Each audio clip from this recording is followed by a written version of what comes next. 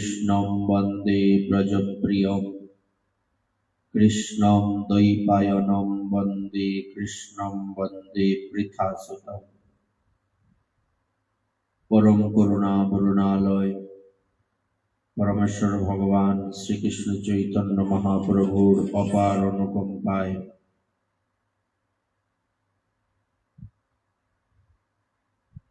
अद्यकार आलोच्य विषय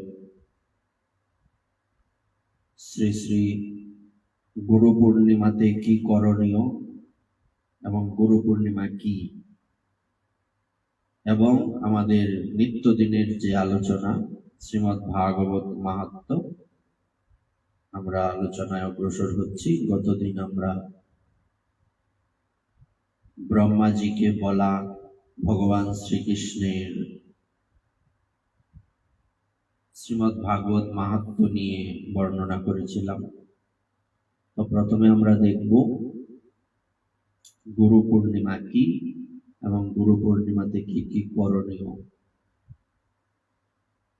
स्वाभाविक भावे आमरा जानी जेटा सेई छेलेबेला थेके जेने आसछि एवं चतुर्दिके जा हय गुरु पूर्णिमा हच्छे कि ना गुरु पूर्णिमा हच्छे जार जार गुरुदेवेर ओई दिन पुजो हबे, किन्तु विषयटा एर मध्य सीमाबद्ध नय। गुरु पूर्णिमा हच्छे भगवान व्यासदेवेर आविर्भाव तिथि। तो एदिन गुरु पूर्णिमा केन बला हय? कारण व्यासदेव हच्छेन सार्वजनीन गुरुदेव, अर्थात इनि हच्छेन जातीय गुरुदेव।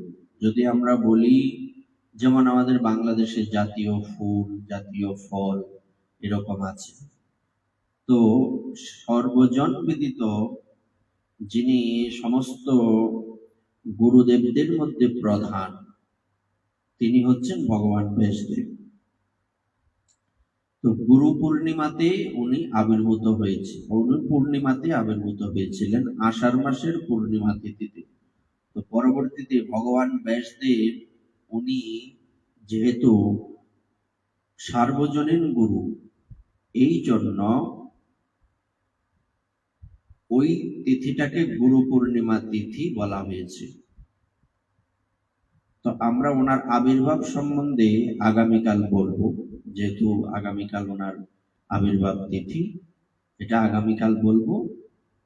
तो आजके बोलबो आगामीकालके की करणीय। मूलत गुरु पूर्णिमार दिने भगवान व्यासदेवेर विशेष पुजो करते हय। यदिओ आमरा भगवान व्यासदेवेर पुजो ओनार तिथिटा स्मरण एवं ओनार सम्बन्धे आलोचना इत्यादि विशेष करार चेष्टा करब, सब जायगाय एमनटाई करा हय, एटा तो रयेछे। तारपर आमरा सब दिक थेके विचारे कि जानी, प्रथमे श्री गुरुदेवेर पुजो करते हय। आमरा यदिओ ओई दिन भगवान व्यासदेवेर आविर्भाव तिथि ओनार पुजो करब, तथापि प्रथमे श्री गुरुदेवेरই पुजो करब। केन ना श्री गुरु पूजा हच्छे सर्वाग्रे, श्री गुरु पूजा ना करे अन्य कोनो पूजा हबे ना। केनना स्वीय गुरुदेवेर कृपाय आमरा जानते पेरेछि भगवान व्यासदेवके किंबा भगवानेर अवतारगण किंबा आमादेर आराध्यके इत्यादि। तो जे कोनो पुजोर आगे श्री गुरुदेवेर पुजो करते हय। एजন্য আমরা যদিও ভগবান ব্যাসদেবের তিথি তারপরেও প্রথমে স্বীয় গুরুদেবের পুজো করব। ব্রাহ্ম মুহূর্তে উত্থান করে তখন মঙ্গল আরতি হবে। পুজোর পর অর্চন যখন হবে, এমনি নরমাল অর্চনে তো আমরা শ্রী গুরুদেবের বিশেষ পুজো করি না প্রতিদিন। তো আগামীকালকে প্রথমে श्री गुरुदेवेर विशेष पुजो हबे, अभिषेक हबे, तारपर भगवान व्यासदेवेर पुजो हबे। अभिषेक यदि करार व्यवस्था थाके अभिषेक हबे, अभिषेक करबेन। एरपर भगवानेर पुजो तो हबेई, ए तो आछेई। तारपर ओई दिन एकटु विशेष भोग राग, ओई दिन विशेष किछु रंधन करे ভগবত সেবা দিয়ে শ্রী গুরুদেবের সেবা হবে। মোটামুটি এই হচ্ছে আমাদের করণীয়। আর ওই দিন ভগবান ব্যাসদেবের আবির্ভাব প্রসঙ্গটা বিস্তারিত আলোচনা করতে পারেন নিজ নিজ জায়গায়, নিজেরা গ্রন্থ থেকে পড়তে পারেন। শ্রীমৎ মহাভারতে বিস্তারিত ভগবান ব্যাসদেবের আবির্ভাব প্রসঙ্গ রয়েছে। তো কিছুটা শ্রীমৎ ভাগবতে রয়েছে। তো যার যার জায়গা থেকে পরিস্থিতি অনুযায়ী যে গ্রন্থ আছে পড়ার চেষ্টা করবেন, নতুবা যদি কোনো গ্রন্থ না থাকে ইউটিউবে হোক ফেসবুকে হোক আপনারা শুনে নেবেন, এখন তো সব ব্যবস্থা আছে। তো শুধু আগামীকালকে গুরু পূর্ণিমা, তার মানে ভগবান ব্যাসদেবের তিথি এই নয়, আগামীকালকে আমাদের স্বরগোস্বামীগণের মধ্যে যিনি অন্যতম প্রধান সনাতন গোস্বামীপাদ, ওনার তিরোভাব তিথি। সেই জন্য এই তিথিতে, এই গুরু পূর্ণিমা তিথিতে উনি যে অপ্রকট হয়েছিলেন, সেই জন্য বৃন্দাবনে গুরু পূর্ণিমা তিথিতে ওই দিন সনাতন গোস্বামী পাদের জন্য সকলেই ওখানে এই পূর্ণিমাকে মরিয়া পূর্ণিমা বলে। বৃন্দাবনে মরিয়া পূর্ণিমা হচ্ছে উনি যেহেতু ওই দিনে অপ্রকট হয়েছিলেন, সবাই ওনার বিরহে মাথা মুড়িয়ে গিরিরাজ পরিক্রমা করেছিলেন। কেননা আমরা জানি সনাতন গোস্বামী পাদ উনি নিষ্ঠা সহকারে গিরিরাজ পরিক্রমা করতেন, এবং শেষের দিকে ভগবান দেখলেন সনাতন গোস্বামী পাদ আর গিরিরাজ পরিক্রমা করতে পারছেন না, তখন ওনাকে একটি গিরিরাজ শিলা দিয়েছিলেন যে তুমি প্রতিদিন 4 বার এই গিরিরাজ শিলা পরিক্রমা করবে, তাতেই তোমার গিরিরাজ পরিক্রমা হয়ে যাবে। বৃন্দাবনের শ্রী শ্রী দামোদর মন্দিরে এই গিরিরাজ শিলা এখনো দেখতে পাওয়া যায়। আপনাদের কৃপায়, আপনাদের আশীর্বাদে আমাদের সেই গিরিরাজ দর্শনের সৌভাগ্য হয়েছিল। বৃন্দাবনে গেলে দেখতে পাবেন। তো এটাই হচ্ছে মোটামুটি গুরু পূর্ণিমা তিথিতে করণীয়। এবং আর যেহেতু সনাতন গোস্বামী পাদের তিথি, এই জন্য ওনার তিথিটাকে স্মরণ করা, ওনার আবির্ভাব প্রসঙ্গটা কিংবা ওনার সম্বন্ধে কিছু কিঞ্চিত আলোচনা করা উচিত। তো আমরা আগামীকালকে অবশ্যই সনাতন গোস্বামী পাদের কিছু আলোচনা এবং ভগবান ব্যাসদেবের আবির্ভাব তিথি, যেহেতু ওনার আবির্ভাব প্রসঙ্গটা মহাভারত থেকে বর্ণনা করার চেষ্টা করব। তো আপনারা এরকমই নিয়ম অনুযায়ী গুরু পূর্ণিমা তিথিতে এই কর্মগুলি সম্পন্ন করার চেষ্টা করবেন। তো আমরা যে আলোচনায় অগ্রসর হচ্ছিলাম, গতদিন শ্রী ভগবান উপাসক ব্রহ্মাজি ইনি শ্রবণ করছিলেন ভগবান শ্রীকৃষ্ণ, উনি ভাগবতের মাহাত্ম্য বর্ণনা করছিলেন। ভাগবতে কি, ভাগবত শ্রবণ করলে কি হবে, শ্রবণ না করলে কি হবে, ভাগবত ঘরে থাকলে কি হয়, না থাকলে কি হয় ইত্যাদি। এবং ভগবানকে প্রসন্ন করার মাধ্যম হচ্ছে ভাগবত। যিনি ভাগবতকে হৃদয়ে ধারণ করেছেন, ভগবান তার প্রতি প্রসন্ন। আমরা অগ্রসর হচ্ছি এখন শ্রীমদ্ ভাগবত মাহাত্ম্য, যেটা দেবর্ষি নারদের ভক্তির সঙ্গে সাক্ষাৎকার, এই প্রসঙ্গটা আমরা অগ্রসর হচ্ছি। প্রথম অধ্যায়। ওম নমো ভগবতে বাসুদেবায় সচ্চিদানন্দ রূপায় বিশ্বোৎপত্তি হেতবে তাপত্রয় বিনাশায় শ্রীকৃষ্ণায় বয়ং নমঃ। যিনি জগতের উৎপত্তি, স্থিতি ও লয়ের হেতু এবং আধ্যাত্মিক, আদি দৈবিক ও আদি ভৌতিক এই ত্রিতাপ বিনাশক সেই সচ্চিদানন্দ স্বরূপ ভগবান শ্রীকৃষ্ণকে আমরা প্রণাম করি। এখানে বলা হয়েছে যিনি সচ্চিদানন্দ স্বরূপ, ভগবান শ্রীকৃষ্ণ হচ্ছেন সচ্চিদানন্দ স্বরূপ, সৎ চিৎ আনন্দ। আর ইনি স্বয়ং জগতের উৎপত্তি, স্থিতি এবং লয়ের কারণ। ওনার থেকেই সমস্ত কিছু সৃষ্টি হয়েছে, উনি সমস্ত কিছু প্রতিপালন, পরিপোষণ করছেন এবং ওনার থেকেই সমস্ত কিছুর বিনাশও হবে। এই এবং আধ্যাত্মিক, আদি ভৌতিক, আদি দৈবিক এই তিন প্রকার যে দুঃখ সেটা বিনাশ করেন। আমরা ভগবত গীতাতেও এই তিন প্রকার দুঃখের কথা পড়েছি। তিন প্রকার দুঃখ হচ্ছে আধ্যাত্মিক, আদি ভৌতিক, আদি দৈবিক। আধ্যাত্মিক মানে হচ্ছে নিজের দেহ এবং মন থেকে প্রাপ্ত দুঃখ। দৈহিক অসুস্থতা, মানসিক অসুস্থতা, এইগুলি হচ্ছে আধ্যাত্মিক দুঃখ। আদি ভৌতিক মানে অন্য কোনো প্রাণীর থেকে প্রাপ্ত দুঃখ। এটা মানুষের দ্বারা হতে পারে, কোনো প্রাণীর দ্বারা হতে পারে, যে কোনো ভাবে হতে পারে। এটা হচ্ছে আদি ভৌতিক। এবং আদি দৈবিক হচ্ছে দেবতাদের দ্বারা প্রদত্ত দুঃখ। বিভিন্ন ঝড় বৃষ্টি আদিতে কষ্ট পাওয়া, এর দ্বারা এই আমাদের যন্ত্রণা ভোগ করা, এটা হচ্ছে আদি দৈবিক দুঃখ। এই তিন প্রকার দুঃখ যিনি বিনাশ করেন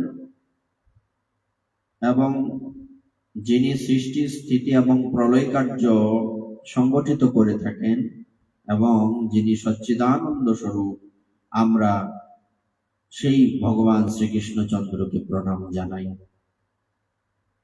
ইয়ং প্রব্রজ্য মনুপেতমপিত কৃত্যম দ্বৈপায়ন বিরহ কাতর আজুহাব পুত্রেতি তন্ময়তয়া তরবহ বিনেদুস্তম সর্বভূত হৃদয় মুনিমানতয়স্মি। যিনি ব্যাসপুত্র সুখদেবের তখনও উপনয়ন সংস্কার হয়নি, অর্থাৎ তার লৌকিক বৈদিক সমস্ত কর্ম অনুষ্ঠান বাকি, এমত অবস্থায় তিনি সন্ন্যাস গ্রহণের সংকল্প নিয়ে একাই গৃহ থেকে উদ্যোগী হয়েছেন। তাই দেখে তার পিতা ব্যাসদেব পুত্র বিরহে কাতর স্বরে বলে উঠলেন, পুত্র তুমি কোথায় চলেছ? সেই সময় তন্ময় হওয়ার ফলে বৃক্ষরাজি সুখদেবের হয়ে উত্তর দিয়েছিল, এরূপ সর্বভূত হৃদয় স্বরূপ সুখদেব মুনিকে আমি প্রণাম করি। এটা আমরা বিস্তারিত গতকালকে কিঞ্চিত আস্বাদন করার চেষ্টা করেছিলাম। তারপর নৈমিষে সুতমাসিন মবিব্যাদ্য মহামতিম কথামৃত রসাস্বাদ কুশল সৌনক অব্রবী। একদা ভগবত কথামৃত রসাস্বাদন কুশল মুনিবর সৌনক নৈমিষারণ্য ক্ষেত্রে বিরাজমান মহামতি সুতকে নমস্কার করে জিজ্ঞাসা করলেন। এক সময় সুত গোস্বামী নৈমিষারণ্যে উপস্থিত হলেন। সেখানে সমস্ত মুনি ঋষি বৃন্দ ছিলেন। সেই মুনি ঋষিদের মধ্যে যিনি প্রধান সৌনক ঋষি একদা এই সুত গোস্বামীকে প্রশ্ন করলেন, জিজ্ঞাসা করলেন। সৌনক উবাচ, অজ্ঞান ধান্ত বিধ্বংস কোটি সূর্য সমপ্রভ সুতাখ্যাহি কথা সারম মম কর্ণ রসায়নম। সৌনক বললেন, হে সুত, অজ্ঞান অন্ধকার দূরীকরণে আপনার জ্ঞান কোটি সূর্যের সমান প্রভাময়। আমরা জানি জ্ঞান হচ্ছে সূর্য সম, আর এই জ্ঞানই হচ্ছেন সাক্ষাৎ কৃষ্ণ। এজন্য বলা হয়েছে চৈতন্য চরিতামৃতে যে কৃষ্ণ সূর্য সম, মায়া হয় অন্ধকার, যাহা কৃষ্ণ তাহা নহি মায়ার অধিকার। তো এখানে সৌনক ঋষি বলছেন সুত গোস্বামীকে, আপনি অনেক জ্ঞানী, তো আপনার জ্ঞান কোটি সূর্যের মতো দেদীপ্যমান প্রভাময়, কোটি সূর্য সমপ্রভম। আপনি আমাদের কর্ণের তৃপ্তি বিধানকারী অমৃত স্বরূপ সার গর্ভ কথা বলুন। এখানে একটা কথা বলা হয়েছে যে আমাদের কর্ণের তৃপ্তি বিধানকারী। আমরা স্বাভাবিক অবস্থায় জানি, আমরা যারা সাধারণ মানুষ, আমাদের কর্ণ কিসে তৃপ্ত হয়? জাগতিক কথা শুনে কর্ণ তৃপ্ত হয়, আন কথা শুনে তৃপ্ত হয়। কিন্তু যারা সাধু, যারা ভক্ত, যারা ভগবানকেই সর্বস্ব মনে করে তার চরণে সব সমর্পণ করে দিয়েছেন, সেই সমস্ত ব্যক্তিগণের কর্ণের তৃপ্তি বিধান করে কি? ভাগবত কথা। ভাগবত কথা ভিন্ন অন্য কিছু তাদের কর্ণকে তৃপ্তি দিতে পারে না। এই জন্য শৌনক ঋষি বলছেন, আপনার জ্ঞান সূর্যের সম, কোটি সূর্য সমপ্রভ। আর এই জন্য আপনার কাছে আমরা শরণাগত হয়েছি। আপনি কৃপা করে আমাদের কর্ণ কি করে তৃপ্ত হবে, আমাদের মঙ্গল কিসে হবে, সেই অমৃত স্বরূপ সার গর্ভ কথা বলুন। সার গর্ভ বলতে সমস্ত কিছু সার যে কথা, সেই কথা বলুন। ঠাকুর মহাশয় বলছেন, আন কথা না বলিব, আন কথা না শুনিব, সকলই কহিব পরমার্থ। অন্য কথা, আন কথা মানে যে কথা ভগবানের কথা নয় সেই কথা, তো সেই কথা আমরা বলবো না, সেই কথা আমরা শুনবো না। সব পরমার্থ আমরা শ্রবণ করব, পরমার্থের কথাই বলবো। তাহলে আমাদের বন্ধন মুক্তি হবে, নতুবা এই কথার দ্বারা আমরা আবদ্ধ হয়ে যাব। ভক্তি জ্ঞান বিরাগাপ্ত বিবেক বর্ধতে মহান, মায়া মোহ নিরাশশ্চ বৈষ্ণবৈ ক্রিয়তে কথম। ভক্তি জ্ঞান ও বৈরাগ্য দ্বারা লভ্য মহান বিবেকের বিকাশ কি করে হয়, এবং বৈষ্ণবগণ সর্বপ্রকার মায়া থেকে, মোহ থেকে নিজেদেরকে কি করে মুক্ত করেন। এখানে এই প্রথম লাইনেই বর্ণনা করা হয়েছে বিবেকের বিকাশ কিসে হয় না, বিবেকের বিকাশ হয় ভক্তি জ্ঞান এবং বৈরাগ্যের দ্বারা। ভক্তি জ্ঞান এবং বৈরাগ্য ছাড়া বিবেকের কখনোই বিকাশ হতে পারে না। তো সেই বিবেকের বিকাশ কি করে হয়? ভাগবত শ্রবণ করলে হয়। তো এই বিকাশ হওয়ার তো একটা পদ্ধতি রয়েছে, সেই পদ্ধতিটা আপনি কৃপা করে বলুন। এবং বৈষ্ণবগণ সমস্ত মায়ামোহ থেকে কি করে মুক্তি লাভ করেন? আমরা তো এই জগতের সামান্য বিষয় নিয়ে নাচানাচি করি, আবার কষ্ট পাই, কিন্তু বৈষ্ণবগণ সর্ব অবস্থায় কি করে শান্ত থাকেন, এই কথা আপনি কৃপা করে আমাদেরকে বলুন। ইহ ঘোরে কলো প্রায় জীবশ্চা সুরতাম গত, ক্লেশাক্রান্তস্য তস্যৈব শোধনে কিং পরায়ণম। এই ঘোর কলিকালে জীব প্রায়শই আসুরি স্বভাব পেয়েছে। প্রায়শই আমাদের মধ্যে আসুরিক ভাব রয়েছে। নানাবিধ ক্লেশে ক্লিষ্ট এই জীবকে পরিশুদ্ধ করার সর্বশ্রেষ্ঠ উপায় কি? অর্থাৎ আমাদের ভেতরের অসুরত্ব দূর করার পদ্ধতি কি, উপায় কি? শ্রেয়সাম যদ বেচ্ছেয় পাবনানাম চ পাবনম, কৃষ্ণ প্রাপ্তিকরম সৎ সাধনম তদ্বাদুনা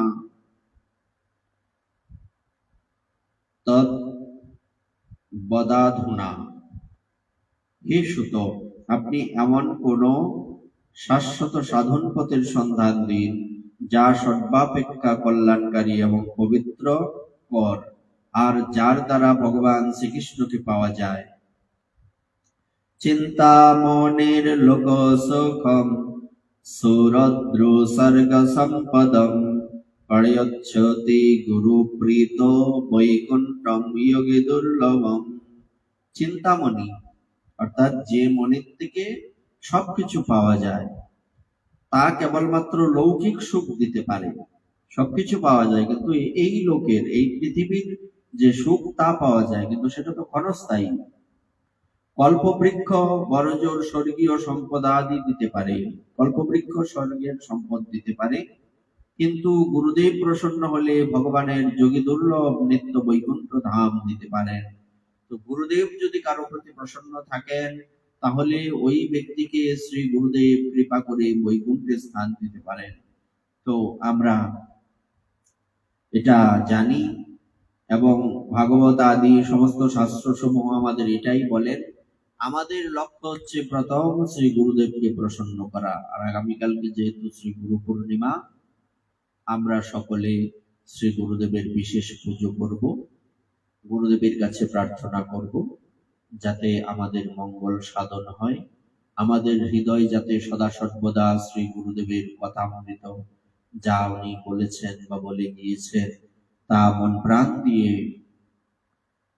পালন করতে পারে, সেগুলি হৃদয়ে ধারণ করতে পারে, এবং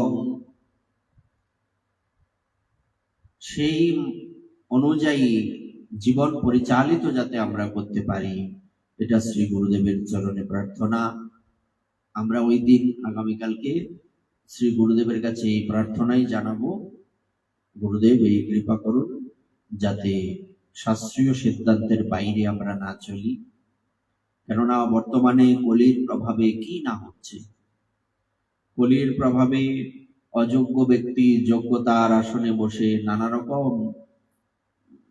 রকম কি ধর্ম ব্যবসা করে চলেছে, নানা রকম লোকেদের ঠকিয়ে চলেছে। অন্যের কথা নিজের কথাই বলছি, সাধন ভজন তো তেমন নাই, কিছুই নেই।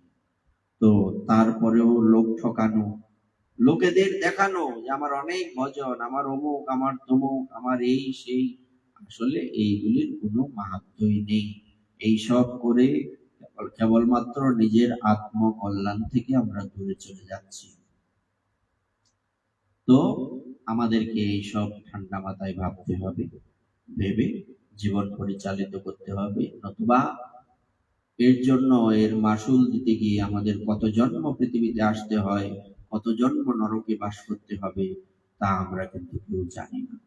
এই জন্য আমরা গুরুদেবের পদাঙ্ক অনুসরণ করব, শাস্ত্র সিদ্ধান্তে চলব, নিজের মন গড়া সিদ্ধান্তে চলব না, শাস্ত্রের অর্থকে বিকৃত করব না। এই হোক আমাদের একমাত্র লক্ষ্য।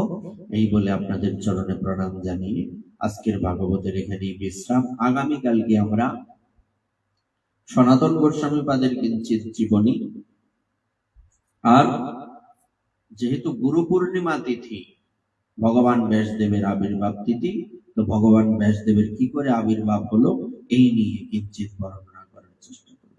শ্রী গুরু নিতাই গৌর সীতানাথ প্রেমানন্দে। হরি হরি বল মন, হরি হরি বল বল, জয় জয় শ্রী রাধে।